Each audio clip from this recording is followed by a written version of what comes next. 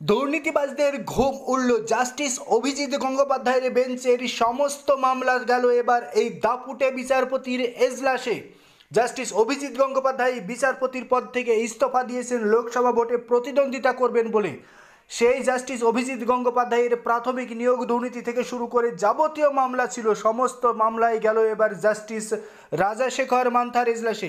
কলকাতা হাইকোর্টের প্রধান বিচারপতি টি.এস. শিবগানম জাস্টিস অভিজিৎ গঙ্গোপাধ্যায়ের সমস্ত মামলা বিচারপতি রাজাশেখর মান্থার এজলাসে ট্রান্সফার করে দিলেন। নতুন করে রোস্টার তৈরি হলো কলকাতা হাইকোর্টে। অভিজিৎ গঙ্গোপাধ্যায়ের সমস্ত মামলা এবার থেকে দেখবেন জাস্টিস রাজাশেখর মান্থা। জাস্টিস রাজাশেখর মান্থা দাপুটে বিচারপতি হিসাবে কলকাতা হাইকোর্টে বহু পরিচিত। শাসক দলকে একাধিক মামলায় ঘোল খাইয়েছেন। একাধিক মামলার রায়ে শাসক দল কার্যত বেজায় অস্বস্তিতে রয়েছে। সেই জাস্টিস রাজাশেখর মান্থার এজলাসে গেল অভিজিৎ গঙ্গোপাধ্যায় সম্পর্কিত যাবতীয় মামলা। অভিজিৎ গঙ্গোপাধ্যায়ের হাতে থাকা সব মামলা এখন থেকে দেখবেন জাস্টিস রাজাশেখর মান্থা।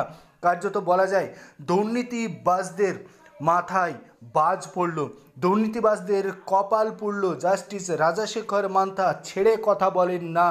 আগামী দিনেও জাস্টিস রাজাশেখর মান্থা দুর্নীতির বিরুদ্ধে ছেড়ে কথা, দুর্নীতির পক্ষে থাকা ব্যক্তিদের ছেড়ে কথা বলবেন না। সবসময় দুর্নীতিবাজদের বিরুদ্ধেই আগামী দিনে আরও সতর্কভাবে পদক্ষেপ করবেন আইনত, এটাই মনে করল রাজ্যবাসী।